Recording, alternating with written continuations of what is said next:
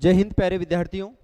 अभी आपने स्कॉलरशिप का जो टेस्ट हुआ था आज अपना, वहाँ पर आपने बायोलॉजी का सॉल्यूशन देखा। अब अपन एग्रीकल्चर के सॉल्यूशन की बात करेंगे। जैसे ही एग्रीकल्चर का सॉल्यूशन कंप्लीट होगा उसके बाद आप केमिस्ट्री के सॉल्यूशन की बात करेंगे, है ना। तो एग्रीकल्चर का सबसे पहला जो फर्स्ट क्वेश्चन है वो 41 नंबर से आपके पेपर में था। तो 41 नंबर का क्वेश्चन क्या है, which disease can be prevented by vaccination. कहने का मतलब ये है कि इनमें से कौन सी जो डिजीज है जिसके लिए वैक्सीनेशन काम में ली जाती है। चार ऑप्शन दे रखे हैं इसके अंदर। एक तो मिल्क फेवर दे रखी है, ब्लैक वाटर दे रखी है, मेस्टाइटिस दे रखी है और ब्लोट दे रखी है। इनमें से आपको एक डिजीज का नाम बताना है कि कौन सी डिजीज है जिसके लिए वैक्सीनेशन या टीकाकरण काम में लिया जाता है। और इसका राइट आंसर ऑप्शन नंबर 2 होगा। ब्लैक वाटर जो डिजीज है ये इस डिजीज के अगेंस्ट क्या काम में लिया जाता है, वैक्सीनेशन काम में लिया जाता है। नेक्स्ट क्वेश्चन की अपन बात कर रहे हैं। नेक्स्ट क्वेश्चन है अपना रेनेट। देखो रेनेट क्या है, ये रेनेट एक एंजाइम है। रेनेट क्या है, रेनेट एक एंजाइम है। Is used for the preparation of which dairy product. कहने का मतलब ये कुछ डेयरी के प्रोडक्ट्स है जो दूध से प्रिपेयर किए जाते हैं। इनमें से ऐसा कौन सा प्रोडक्ट है जिसके अंदर रेनेट एंजाइम काम में लिया जाता है। और कर्ड है, घी है, पनीर है या क्रीम है। चारों में से आपको एक राइट आंसर देना था और इसका राइट आंसर है पनीर। पनीर है, उसके अंदर उसको जमाने के लिए रेनेट एंजाइम को काम में लिया जाता है। ये रेनेट एंजाइम है गाय के आमाशय से जो कव होती है इसकी स्टोमेसिस को क्या किया गया है, आइसोलेट किया गया है। नेक्स्ट क्वेश्चन की अपन बात कर रहे हैं। नेक्स्ट क्वेश्चन है, देखो आइडेंटिफाई द केटल ब्रीड। कहने का मतलब कुछ सिम्टम्स, कुछ कैरेक्टर्स यहाँ दिए गए हैं। इनमें से आपको आइडेंटिफाई करना है, केटल की ब्रीड को आइडेंटिफाई करना है कि ये जो सिम्टम है वो कौन सी ब्रीड का है। On the basis of breed characteristic given below. First symptom क्या दे रखा है, protruding broad and long forehead. कहने का मतलब चौड़ा और लंबा माथा होता है, लटकते हुए आगे की ओर मुड़े हुए कान। याद करो अपन ने क्लास में पढ़ा था कि जो गाय होती है उसके घड़ी के पेंडुलम के समान कान होते हैं। ऐसी कौन सी गाय की नस्ल है, या केले के पत्ते के समान उसके कान होते हैं, कौन सी गाय की नस्ल है। एक है जिसका रंग सफेद होता है, जिसमें काले, लाल या चॉकलेट भूरे रंग के धब्बे पूरे शरीर में फैले हुए हैं। ये कुछ सिम्टम्स दे रखे हैं, करेक्टर्स दे रखे हैं। इनके आधार पर अपने को आइडेंटिफाई करना है कि इन चारों ब्रीड्स में से कौन सी ब्रीड है। क्या गिर है, थारपारकर है, राठी है या मालवी है। तो इसका राइट आंसर है वो कौन सी नस्ल होगी, गिर नस्ल। क्योंकि गिर नस्ल के जो कान होते हैं घड़ी के पेंडुलम के समान या केले के पत्ते के समान क्या होते हैं, लटके हुए रहते हैं। आपसे पूछे कि जो गिर जो गाय है इसका ओरिजिन पैलेस कहाँ है, तो इसका ओरिजिन पैलेस काठियावाड़ गुजरात होता है। इन काठियावाड़ गुजरात की विशेषता ये होती है कि इनका माथा चौड़ा होता है और सिर है वो उभरा हुआ रहता है। जो भी काठियावाड़ गुजराती से अपन बात करें, भैंस की नस्ल है जाफराबादी, उसकी भी यही विशेषता है। अपन नेक्स्ट क्वेश्चन की बात कर रहे हैं। 44 नंबर का अपना क्वेश्चन है, वो ये है mechanical analysis of soil texture is based on. मृदा संरचना का यांत्रिक विश्लेषण क्या है, मृदा संरचना का यांत्रिक विश्लेषण किस पर आधारित है। चार ऑप्शन दिए गए हैं। क्या स्टोक के नियम पर आधारित है, क्या बीयर का नियम है, क्या ओहम का नियम है, क्या फुरियर का नियम है। इनमें से आपको एक राइट आंसर देना था और इसके अंदर स्टोक का जो नियम है उसके आधार पर मृदा संरचना क्या किया जाता है, मैकेनिकल एनालिसिस किया जाता है। नेक्स्ट क्वेश्चन की अपन बात कर रहे हैं। नेक्स्ट क्वेश्चन है 45 नंबर का क्वेश्चन है। और 45 नंबर का क्वेश्चन क्या कह रहा है, देखो the orientation of long axis of the cattle shed should be. कहने का मतलब जो एनिमल हाउसिंग सिस्टम अपन पढ़ते हैं, एक तो ओपन हाउसिंग सिस्टम होता है और एक क्लोज हाउसिंग सिस्टम होता है। उनकी लेंथ और ब्रेड्थ के बारे में यहाँ बात की जा रही है कि उनकी लंबाई कौन सी दिशा में रखी जाती है और उनकी चौड़ाई कौन सी दिशा में रखी जाती है। तो लंबाई की बात करें, गाय के बाड़े, बाड़े का मतलब यहाँ पर गाय का जो आवास है, जो ओसर है, उसकी लंबाई अक्ष की कौन सी दिशा के अंदर होनी चाहिए। तो लंबाई है वो तो कौन सी दिशा में होनी चाहिए, पूर्व से पश्चिम में होनी चाहिए। और चौड़ाई कौन सी दिशा में होनी चाहिए, उत्तर से दक्षिण में। नेक्स्ट क्वेश्चन की अपन बात कर रहे हैं। 46 नंबर का क्वेश्चन है, सिल्किंग वह प्रजनन अवस्था है जो निम्न। देखो ये क्वेश्चन आपके एग्रोनॉमी के जो सर है उनके क्वेश्चन एग्रोनॉमी का है, क्योंकि सिल्किंग है ये मक्का की फसल में काम में ली जाती है। तो एग्रोनॉमी की जो सर राकेश जी सर है वो इस क्वेश्चन को आपको सोल्व करवाएंगे।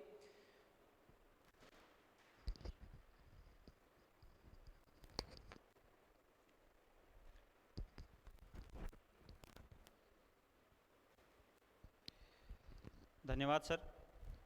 तो ये एग्रोनॉमी का क्वेश्चन है और सिल्किंग के बारे में हमने पहले बात करी है। अगर आप लोगों को पता नहीं है तो आपको बता दूं मैं कि हमने सिल्किंग के बारे में बात करी थी। एक प्रजनन अवस्था होती है, फ्लावरिंग स्टेट होती है, किसमें, मेज में। मेज हमारी जो मक्का है उसमें नर फूल को, जो नर भाग होता है उसको टेसल कहा जाता है और मादा भाग को क्या कहा जाता है, सिल्क कहा जाता है। Appearance of silk is known as silking, appearance of tassel is known as tasseling. तो आप लोगों को पता ही होगा कि पहले मक्का जो है एक प्रोटोएंड्री फसल है, तो यहाँ पर सिल्किंग पूछा है, प्रजनन अवस्था है जो निम्नलिखित फसलों में से देखी जा सकती है, वो किस में देखी जाएगी, मक्का में देखी जाएगी।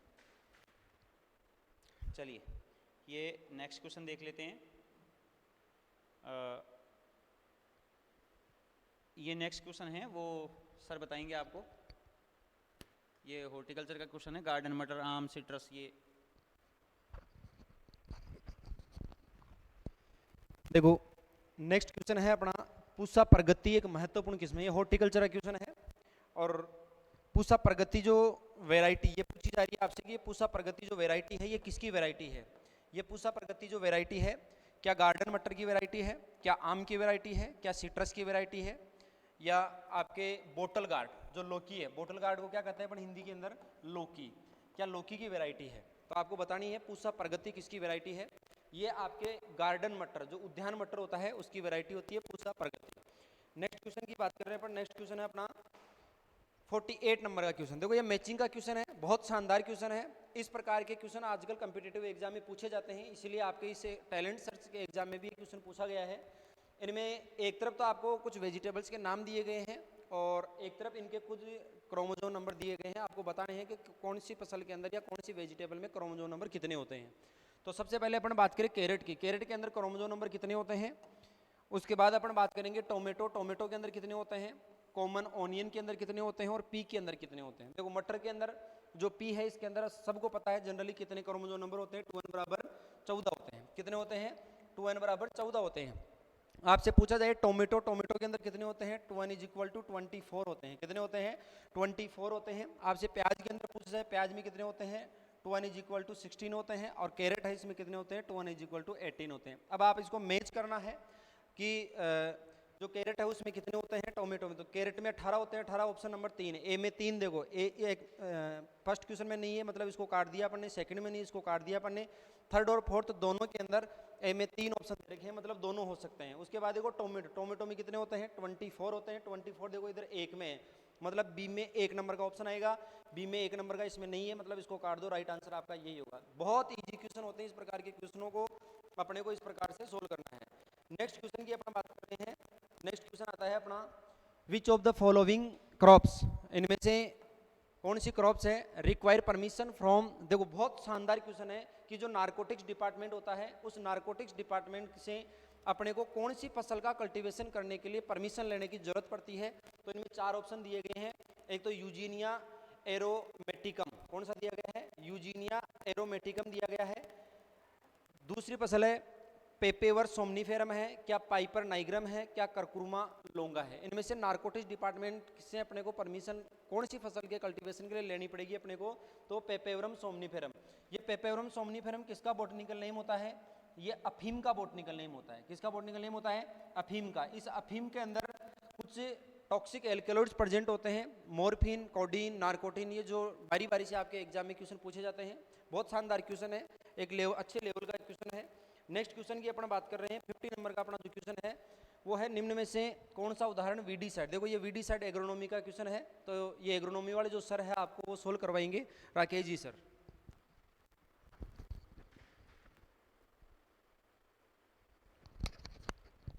देखिए विच ऑफ द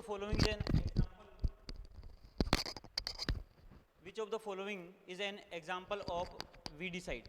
तो ग्लाइफोसेट है, इसमें ऑप्शन देखिए क्या क्या है। एक हमारा ग्लाइफोसेट है, मोनोक्रोटोफोस है और एलेथ्रीन है और जाइरम है। अगर आप लोग नोटिस किए होंगे शुरू में जब हमने वीड्स के क्लासिफिकेशन के बारे में बात करी थी या फंजीसाइड्स की भी बात करी थी, तो ग्लाइफोसेट ये हमारा एकमात्र नॉन क्लासिफाइड हर्बिसाइड है, वीडीसाइड है, ग्लाइफोसेट है। इसके अलावा मोनोक्रोटोफोस तो आपको पता ही है कीटनाशी है, इंसेक्टिसाइड है। एलेथ्रीन इज ऑल्सो रोडेंटिसाइड टाइप में आता है। ये जाइरम जो है हमारा आपका फंजीसाइड है। तो इसका राइट आंसर क्या हो जाएगा, ग्लाइफोसेट हो जाएगा। ये नॉन क्लासिफाइड हर्बिसाइड भी है हमारा, ठीक है। अगले क्वेश्चन की तरफ देख चलते हैं। हाँ, ये कैलकुलेशन वाला सवाल है और इसमें आपको पता करना है एक्चुअल में यूरिया की क्वांटिटी, नाइट्रोजन की क्वांटिटी दे रखी है, ये सर बताएंगे आपको।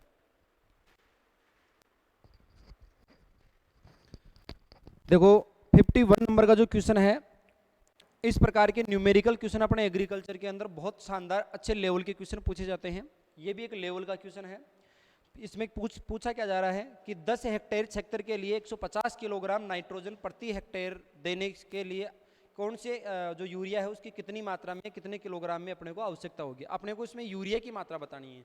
इसका एक इजी वे का फॉर्मूला है, वो फॉर्मूला आपको याद रखना है कि किस प्रकार से इस फॉर्मूले से अपने को आंसर देना है। कोई भी यदि आपको इस प्रकार का क्वेश्चन दे रहा है और उसके अंदर आपको फर्टिलाइजर की मात्रा पूछी जा रही है, तो आपको डायरेक्ट एक सूत्र याद रखना है कि दिए गए उर्वरक की मात्रा डिवाइडेड बाय उर्वरक में उपस्थित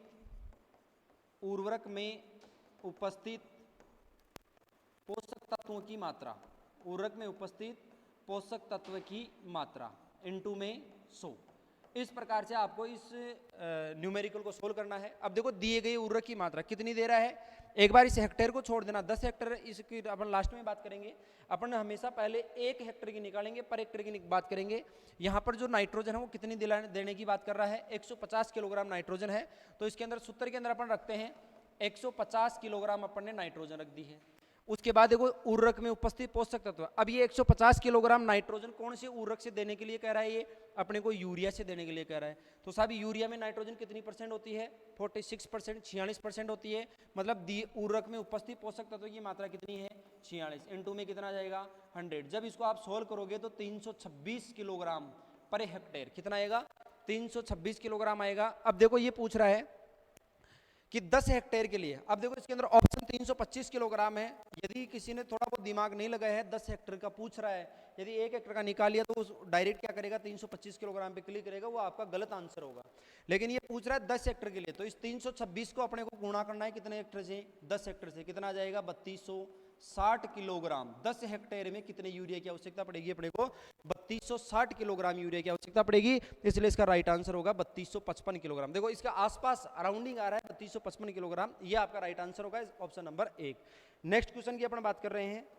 नेक्स्ट क्वेश्चन क्या कह रहा है, देखो भारतीय मौसम विभाग की स्थापना 1875 में हुई थी। ये एग्रोनॉमी का क्वेश्चन है, मेट्रोलॉजी का क्वेश्चन है। राकेश जी सर इसको सोल्व करवाएंगे।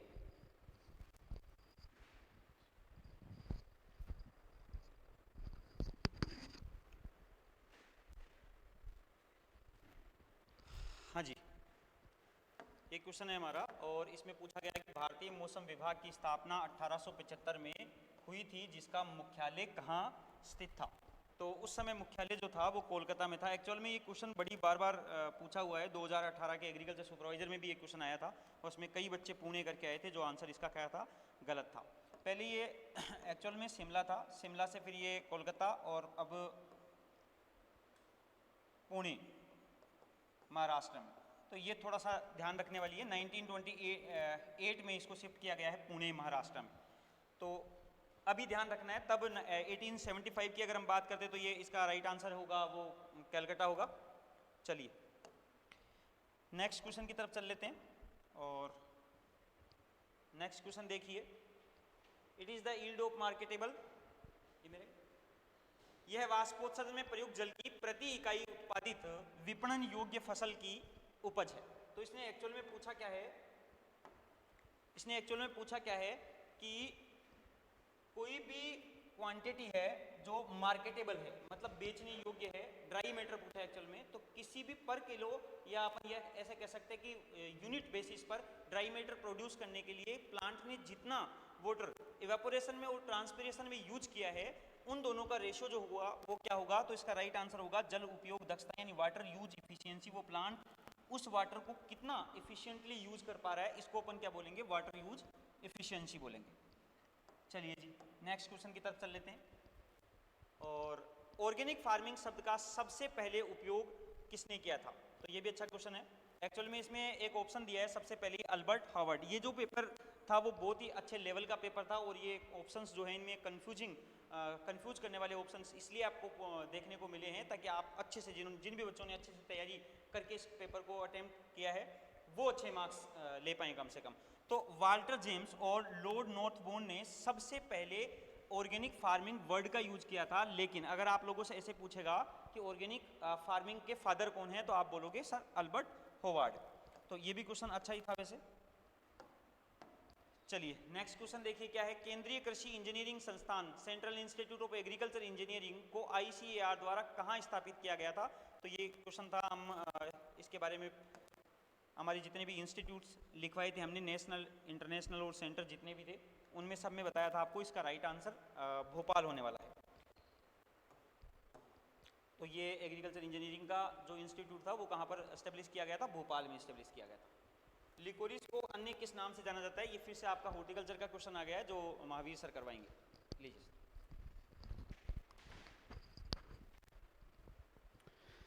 हाँ देखो नेक्स्ट क्वेश्चन है अपना 56 नंबर का, लेकिन लिकोरिस को किस नाम से जाना जाता है? ये एक औषधीय पादप होता है लिकोरिस, इसको किस नाम से जाना जाता है? क्या इसबगोल के नाम से जाना जाता है? क्या मुलेठी के नाम से जाना जाता है? क्या अश्वगंधा के नाम से जाना जाता है? या इनमें से कोई नहीं?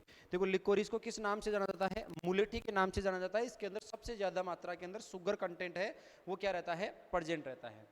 नेक्स्ट क्वेश्चन है अपना 57 नंबर का क्वेश्चन है, वो ये है सामान्यतः प्रतिशत पेक्टिन अर्क में जेली बनाने के लिए पर्याप्त होती है। कहने का मतलब ये अपने से ये पूछना चाह रहा है कि जेली के अंदर नॉर्मली जो पेक्टिन का जो कंटेंट होता है जेली बनाने के लिए, क्योंकि जेली के लिए इंपॉर्टेंट कंपोनेंट है वो पेक्टिन ही होता है, तो ये पेक्टिन की कितनी प्रतिशत मात्रा जेली के लिए पर्याप्त मानी जाती है, अपने को पूछने में ये चाह रहा है। क्या 1.5 से 2% मानी जा रही है? क्या 2.5 से 3%? क्या 0.5 से 1%? क्या 2 से 2.5%? तो जनरली अपन देखें तो 1% जेली के अंदर, जेली बनाने के लिए जो अमरूद होता है उसमें पेक्टिन जनरली कितनी परसेंट होनी चाहिए? 1% होनी चाहिए। तो यहाँ पर ऑप्शन के हिसाब से अपन इसके राइट आंसर की बात करेंगे, ऑप्शन नंबर 3 0.5 से लेकर 1% पेक्टिन का कंटेंट इसके अंदर प्रेजेंट होना चाहिए। नेक्स्ट क्वेश्चन की अपन बात कर रहे हैं। नेक्स्ट क्वेश्चन क्या है? नेक्स्ट क्वेश्चन ये 58 नंबर का क्वेश्चन है कि नर्सरी में, बहुत अच्छे लेवल का क्वेश्चन है कि नर्सरी के अंदर जो पौध तैयार की जाती है, नर्सरी में पौध तैयार करने के लिए कौन सा माध्यम यानी कौन से मीडियम का अपन यूज कर सकते हैं? कौन कौन से मीडियम ऑप्शन के हिसाब से आपको बताना है। इसमें ऑप्शन 4 दे रखे हैं। क्या परलाइट का यूज कर सकते हैं? क्या मिट्टी का यूज कर सकते हैं? क्या स्पेगनम मोस घास का यूज कर सकते हैं? या उपरोक्त सभी का यूज कर सकते हैं? देखो नर्सरी के अंदर जो प्रोट्रे होती है उसके अंदर अपने जो मीडियम काम में लेते हैं वो या तो परलाइट लेते हैं, वर्मीकुलाइट लेते हैं, कोकोपिट लेते हैं। इन सब को मिक्सर करके अपन नर्सरी में प्लांट तैयार करते हैं अपने इस प्रोट्रे के अंदर। इसके अलावा जनरली अपन सोइल के अंदर भी क्या करते हैं? नर्सरी तैयार करते हैं। स्पेगनम मोस घास से में भी अपन क्या करते हैं? नर्सरी। जैसे स्पेगनम मोस घास का प्रयोग किया जाता है मोस्टली जो प्रोपोगेशन में अपन पढ़ते हैं एयर लेयरिंग, जिसे अपन चाइनीज लेयरिंग या गुट्टी दाब कहते हैं, उसके अंदर भी क्या करते हैं? इसको काम में लेते हैं। तो यहाँ पर ऑप्शन के हिसाब से अपन बात करेंगे चारों के चारों, यानी जो तीनों है। इसके अलावा और भी आ सकता है इसके अंदर।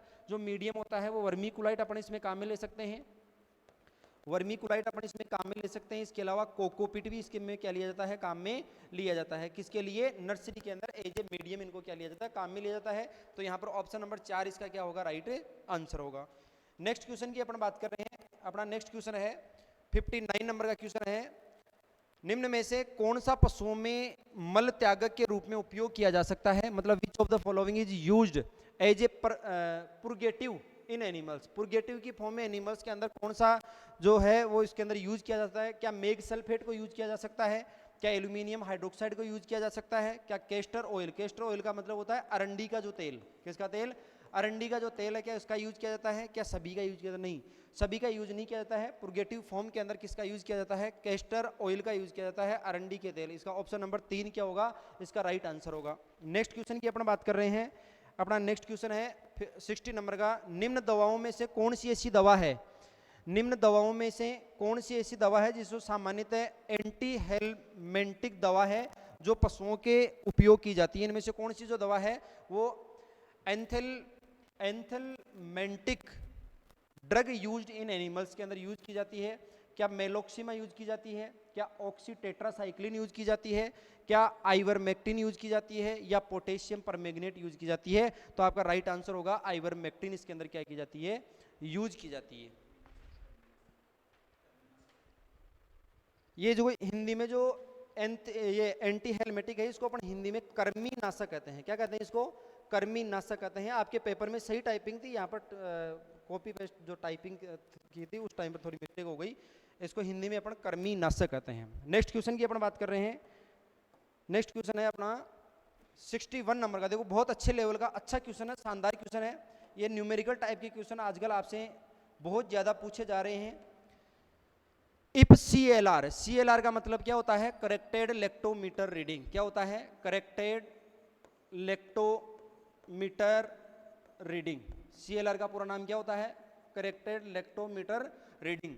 If CLR of milk is 28, कि मिल्क की CLR जो वैल्यू है करेक्टेड लेक्टोमीटर रीडिंग है वो 28 है, then the specific gravity. Specific gravity का मतलब होता है रिलेटिव डेंसिटी, कि आपको उस दूध की रिलेटिव डेंसिटी बतानी है, मतलब उस दूध का आपको अपेक्षित घनत्व बताना है कितना है।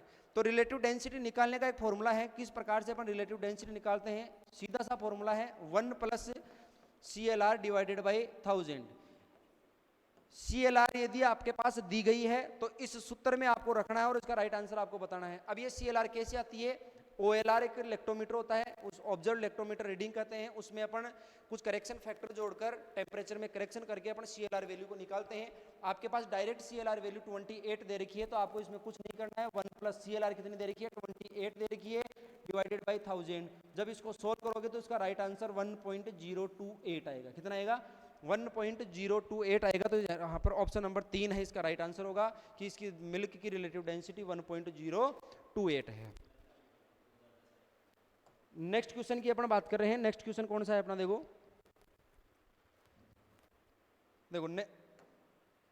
नेक्स्ट क्वेश्चन है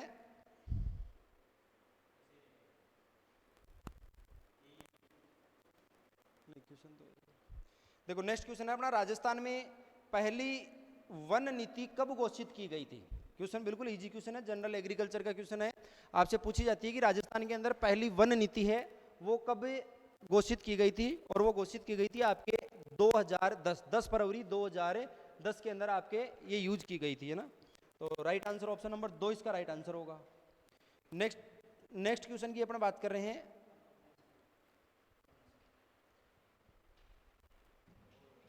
देखो नेक्स्ट क्वेश्चन है आपके हॉर्टिकल्चर का क्वेश्चन है कि in cucurbits for changing the sex forms growth regulation are separate. यानी कुकर बीट्स की जो जितने भी वेजिटेबल्स है उनके अंदर लिंग रूप बदलने के लिए वृद्धि नियामक ग्रोथ रेगुलेटर्स किस अवस्था में छिड़के जाते हैं? वेरी इंपॉर्टेंट क्वेश्चन है। ये पूछा जाता है कि इनमें जैसे कोई कुकुरबिटेसी कुल की कोई भी वेजिटेबल है, यहाँ से उसका स्टेम निकलता है, उसकी पूरी की पूरी बेल चलती है, उसके ऊपर यहाँ पर क्या आती है? लीव्स आती है, उसके बाद में उनमें फ्लोरिंग आती है, फ्लोरिंग आने के बाद में क्या लगती है? इनमें फ्रूटिंग लगती है। तो ये पूछना ये चाह रहा है कि जो कुकुरबिटेसी कुल की जितने भी वेजिटेबल्स है उनमें इन ग्रोथ रेगुलेटर्स का अपन जो यूज करते हैं वो यूज कौन सी अवस्था पर, कौन सी फेज पर करते हैं? तो इसका राइट आंसर होगा 2 से 4। जब उसके ऊपर इस बेल के ऊपर 2 से लेकर 4 पत्तियां आने स्टार्ट हो जाती है उस समय अपने को इन हार्मोन्स का क्या करना चाहिए? यूज करना चाहिए। हार्मोन्स कौन कौन से यूज करते हैं यहाँ पर? एक तो GA3 हार्मोन यूज किया जाता है, एक AGNO3 हार्मोन। ये तो इन कुकुरबिट्स के अंदर नर फूलों की यानी मेल फ्लावर की संख्या को बढ़ाते हैं, जबकि कुछ हार्मोन है जैसे टीबा हार्मोन है, मेलिक हाइड्राजाइड हार्मोन है और इथ्रेल हार्मोन है, ये इनके अंदर फीमेल फ्लावर यानी इनके अंदर मादा फूलों की संख्या में क्या करते हैं? वृद्धि करते हैं। तो इसका राइट आंसर होगा 2 से 4 असली पत्तियों की अवस्था के ऊपर अपने को इन हार्मोन्स का यूज करना चाहिए। नेक्स्ट क्वेश्चन की अपन बात कर रहे हैं। अपना नेक्स्ट क्वेश्चन है सिंदूरी किस फसल की किस्म है? देखो पहली चीज, सिंदूरी को और किस नाम से जाना जाता है? भगुआ के नाम से जाना जाता है। किस नाम से जाना जाता है? भगुआ या सिंदूरी के नाम से जाना जाता है, जो महाराष्ट्र राज्य के लिए एक प्रचलित किस्म है। कौन किसकी प्रचलित किस्म है? ये अनार की प्रचलित किस्म है, पोमग्रेनेट की प्रचलित किस्म है, सिंदूरी या भगुआ के नाम से जाना जाता है, जिसके फ्रूट है वो रेड कलर के होते हैं। नेक्स्ट क्वेश्चन की अपन बात कर रहे हैं। अपना नेक्स्ट क्वेश्चन है एक वयस्क गाय का स्थायी दांतों का फॉर्मूला क्या है? देखो इसमें ऑप्शन कट गए शायद। इसमें देखो वयस्क गाय में दांतों का एक स्थायी दांतों का फॉर्मूला मैं आपको बता देता हूं। इनके अंदर जो दांत होते हैं, एक तो होते हैं इंसाइजर टीथ। कौन से होते हैं? Incisor teeth. एक होते हैं केनाइन टीथ, एक होते हैं प्रीमोलर टीथ और एक होते हैं मोलर टीथ। ये 4 प्रकार के दांत पशुओं के अंदर पाए जाते हैं। ये जो इंसाइजर टीथ होते हैं ये 4 जोड़ी होते हैं। कितने जोड़ी होते हैं? 4 जोड़ी। 4 जोड़ी का मतलब ये होता है कि ये संख्या में तो 8 होते हैं लेकिन जोड़ी में 4 होते हैं। पेयर की बात करेंगे तो 2 आएंगे और संख्या की बात करेंगे तो 8 आएंगे। ये हमेशा पशुओं के जो लोअर, देखो पशुओं के अंदर दो प्रकार के जबड़े देखने को मिलते हैं, एक तो अपर जा होता है, एक लोअर जा होता है, ऊपरी जबड़ा होता है, एक नीचे का जबड़ा होता है। तो नीचे वाले जबड़े के ऊपर इनसाइड जो टीथ है वो 4 जोड़ी होते हैं। ऊपर 0 इसलिए लिखा है क्योंकि ऊपर कोई भी दांत नहीं पाया जाता है, इसलिए अपन ने क्या लिख दिया, इसका 0 लिख दिया। उसके बाद कैनाइन टीथ, अपने जो रूमिनेंट एनिमल्स होते हैं, गाय है, भैंस है, भेड़ है, बकरी है, जो रूमिनेंट एनिमल्स होते हैं, इनके अंदर ये कैनाइन टीथ हमेशा क्या रहते हैं, एब्सेंट रहते हैं, इसलिए अपन ने इसका क्या लिख दिया, 0/0 लिख दिया। उसके बाद देखो प्रीमोलर टीथ, ये प्रीमोलर टीथ जब जो एनिमल्स होते हैं उनके अंदर 3 जोड़ी ऊपरी जबड़े में होते हैं और 3 जोड़ी ही कहाँ होते हैं, नीचे के जबड़े में होते हैं, लेफ्ट साइड भी होते हैं और राइट साइड भी होते हैं। तो अपन इसका क्या लिखेंगे, फॉर्मूला क्या लिखेंगे, 3/3। और जो मोलर टीथ होते हैं ये भी संख्या में कितने होते हैं, 12 होते हैं। जोड़ी में कितने होते हैं, 6 होते हैं, ऊपरी जबड़े में भी होते हैं और नीचे वाले जबड़े में होते हैं। तो 3/3 भी अपन इसको लिखेंगे। अब तो इसको यदि आप लोग अपने पेपर के अंदर मैच करोगे तो इसका जो फॉर्मूला है वो इस प्रकार से लिखा होगा, 1 सही 0/4, उसके बाद लिखा होगा 0/0, उसके बाद लिखा होगा 3/3 और उसके बाद लिखा होगा 3/3। टोटल ये संख्या में कितने होते हैं, 32 स्थायी परमानेंट फॉर्मूला पूछा है, permanent teeth formula of adult cow. Adult cow के अंदर परमानेंट, टेम्पररी नहीं पूछा है। यदि टेम्पररी पूछता तो आपको इसको 0/0 करना पड़ता, टेम्पररी पूछता तो इसको 0/0 करना पड़ता है, क्योंकि ये प्रीमोलर जो टीथ होते हैं ये टेम्पररी नहीं आते हैं, परमानेंटली आते हैं, इसलिए अपन ने इसका क्या कर दिया, 0/0।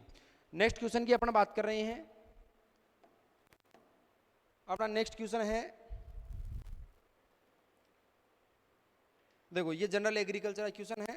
राकेश जी सर इस क्वेश्चन को सोल्व करवाएंगे आपको, है ना, central arid zone research institute.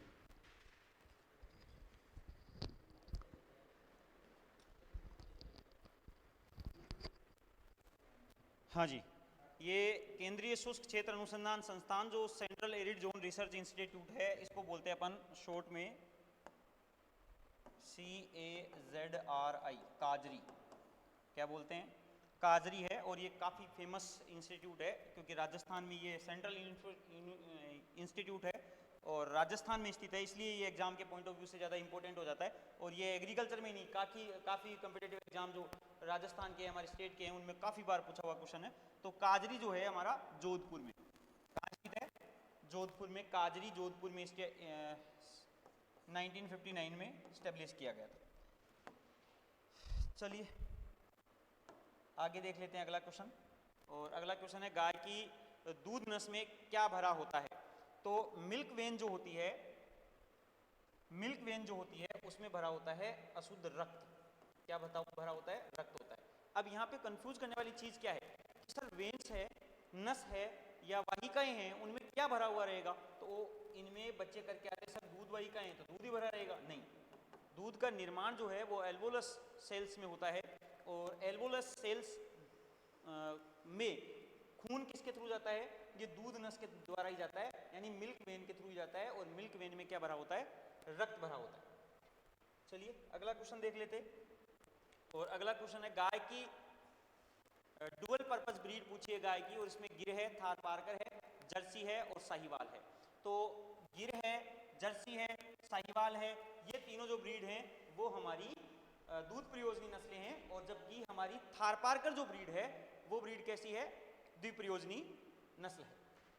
चलिए, क्योंकि गिर, जर्सी और साहिवाल ये तीनों ही कैसी हैं, दूध प्रयोजनी नस्लें हैं। नेक्स्ट क्वेश्चन देखते हैं, round up is the trade name of. तो अगर हम यहाँ पे देखें, एलाक्लोर जो होता है इसका ट्रेड नेम क्या होता है, लासो। 2,4-D का ट्रेड नेम जो होता है वो अपन मानते हैं वीडोन। ग्लाइफोसेट का नाम है वो राउंड अप। और पैराक्वाट का जो नाम है वो ग्रामोक्सोन होता है। तो इसका राइट आंसर क्या होगा, राउंड अप जो है वो ग्लाइफोसेट का ट्रेड नेम होता है। ग्लाइफोसेट के बारे में पहले भी क्वेश्चन आया था। और ग्लाइफोसेट इसलिए इंपॉर्टेंट है क्योंकि glyphosate is a non classified herbicide. चलिए अगला क्वेश्चन देख लेते हैं। PMFBY प्रधानमंत्री फसल बीमा योजना कब शुरू हुई थी। तो ये शुरू हुई थी हमारी 2016 में। 2016 में ये प्रधानमंत्री फसल बीमा योजना शुरू हुई थी, जिसमें रबी फसलों के लिए, खरीफ फसलों के लिए और बागवानी फसलों के लिए सबके लिए अलग अलग प्रीमियम की दरें फिक्स की गई थी। अगला क्वेश्चन देख लेते हैं, भारतीय जिनसेंग किसे कहा जाता है? ये आपको सर बताएंगे, महावीर जी सर।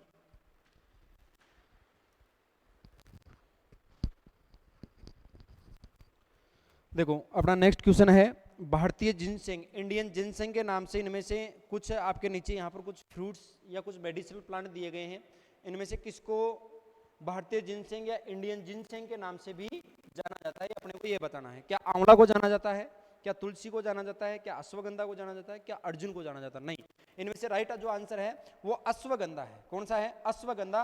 इस अश्वगंधे का बॉटनिकल नेम क्या होता है? Withania somnifera. क्या नाम होता है? विथानिया सोमनीफेरा इसका बॉटनिकल नेम होता है। और इसकी फैमिली यदि आपसे पूछी जाए तो वो कौन सी फैमिली होती है? सोलेनेसी फैमिली होती है। कौन सी होती है? सोलेनेसी फैमिली होती है, जिसे इंडियन जिनसेंग के नाम से जाना जाता है, मतलब भारतीय जिनसेंग के नाम से जाना जाता है। नेक्स्ट आपका क्वेश्चन है वो है कुनेन। देखो ये भी आपके मेडिसिनल प्लांट का क्वेश्चन है, बहुत अच्छा एक लेवल का क्वेश्चन है, शानदार क्वेश्चन है कि जो कुनेन जो दवा है वो किस वृक्ष की छाल से प्राप्त होती है, या किस वृक्ष किस कौन से मेडिसिनल प्लांट है जिसे कुनेन नामक जो दवा है वो प्राप्त की जाती है? क्या अफीम ओपियम से प्राप्त की जाती है, क्या तुलसी से प्राप्त की जाती है, क्या सिनकोना से प्राप्त की जाती है, क्या भांग से प्राप्त की जाती है?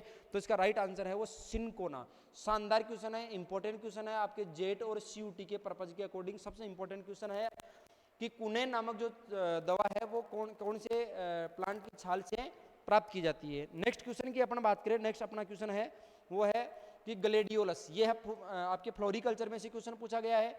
ग्लेडियोलस का जो प्रवर्तन आपकी 11th क्लास की जो एग्रीकल्चर की बुक है उसके अंदर 4 ही फ्लोर दे रखी है, और उसी में से आपका ये क्वेश्चन पूछा गया है कि ग्लेडियोलस का जो प्रोपोगेशन किया जाता है, प्रवर्धन किया जाता है, वो किसके द्वारा किया जाता है? ग्लेडियोलस का जो प्रोपोगेशन है वो किसके द्वारा किया जाता है? कोर्म के द्वारा किया जाता है, मतलब घनकंद के द्वारा किया जाता है। किसके द्वारा किया जाता है?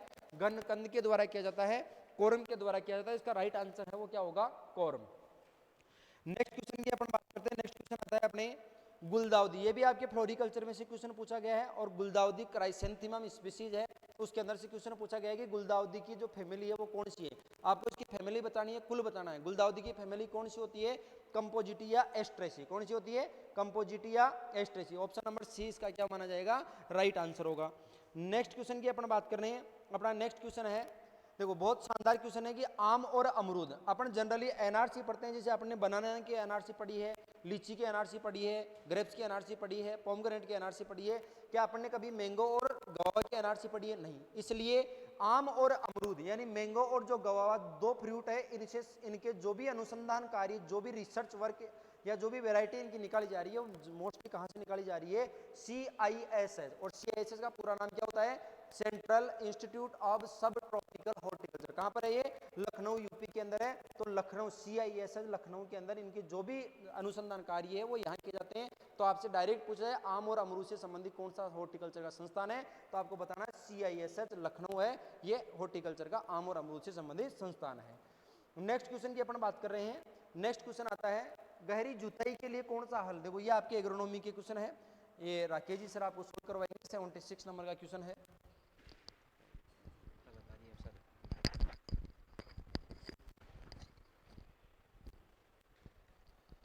हाँ जी, गहरी जुताई के लिए कौन सा हल प्रयोग किया जाता है, और कौन सा इसमें प्लाऊ जो है आपको बताना है कि कौन सा प्लाऊ जो है वो यूज़ करते हैं अपन किसके लिए? For deep plugging. तो डीप प्लगिंग के लिए देखिए, कंट्री प्लाऊ तो ज़्यादा डीप कर नहीं पाएगा, डिस्क प्लाऊ से भी होता है, ये मिट्टी पलटने वाला हल होता है। मोल्ड बोर्ड प्लाऊ का भी काम होता है, लेकिन सबसे ज़्यादा डीप प्लगिंग का काम करेगा अपना चीजेल प्लाऊ। तो ये ध्यान रखना है कि चीजेल प्लाऊ से अपन क्या कर सकते हैं? ज़्यादा डीप प्लगिंग कर सकते हैं। नेक्स्ट क्वेश्चन देखिए, राजस्थान का कौन सा क्षेत्र थार रेगिस्तान का हिस्सा है? तो थार रेगिस्तान का जो हिस्सा है वो है हमारा पश्चिमी राजस्थान यानी वेस्टर्न राजस्थान। तो इसका राइट आंसर क्या होना है? तो इसका राइट आंसर क्या होना है? वेस्टर्न राजस्थान इसका सही आंसर होगा, यानी पश्चिमी राजस्थान। चलिए नेक्स्ट क्वेश्चन की तरफ चल लेते हैं। ड्राई फार्मिंग का मुख्य उद्देश्य क्या होता है? तो जहां पर शुष्क 750 mm से कम बरसात होती है उन क्षेत्रों को कहा जाता है, उन क्षेत्रों पर खेती करने को क्या क्या कहा जाता है? ड्राई फार्मिंग कहा जाता है। ड्राई फार्मिंग का मुख्य उद्देश्य देखिए सिंचाई के उपयोग को बढ़ाना, नहीं ये नहीं हो सकता है। मृदा की नमी संरक्षण करना, हाँ नमी संरक्षण करेंगे क्योंकि 750 mm 750 mm से कम बरसात हो रही है, तो ऑब्वियस सी बात है कि उसी पानी से हमें पूरे साल पूरे एक सीजन में क्या करना पड़ेगा, काम चलाना पड़ेगा। तो मृदा की नमी जो है उसको संरक्षित करना हमारा प्राइमरी ऑब्जेक्टिव है। तो इसका राइट आंसर क्या होगा, देखो राइट आंसर क्या होगा, कंजर्विंग सोइल मॉइस्चर, यानी मृदा की नमी का संरक्षण करना इसका राइट आंसर होगा। अगला क्वेश्चन देख लेते हैं, ड्राई फार्मिंग कौन सी जुताई विधि अधिक उपयोग में ली जाती है। तो अगर आप इनिशियल स्टेज की बात करते हैं तो हम डीप प्लगिंग करते हैं, गहरी जुताई करते हैं। क्यों करते हैं गहरी जुताई, ताकि ज़्यादा से ज़्यादा पानी को अपन क्या कर सके, मिट्टी में होल्ड करके रख सकें। लेकिन यहाँ पर देखो क्या क्या ऑप्शन दे रखे हैं, और ऑप्शन को हमेशा पूरे 4 ऑप्शन होते हैं और चारों ऑप्शन को आपको ध्यान से पढ़ना होता है। हमेशा पहले ही ऑप्शन पे मत अटक जाना कि हाँ यही आंसर हो सकता है। गहरी जुताई और बार बार जुताई, गहरी जुताई इसका आंसर हो सकता था अगर अकेला आता था, लेकिन इसने कहा है बार बार जुताई। अगर बार बार फ्रिक्वेंटली हम प्लगिंग करेंगे, बार बार जुताई करेंगे, तो पानी की नमी जो है मिट्टी में वो कम हो जाएगी। और मृदा की नमी बचाने के लिए हल्की जुताई, नमी बचाने के लिए जुताई भी करनी है और हमें हल्की करेंगे। तो इसका राइट आंसर देखिए क्या होगा,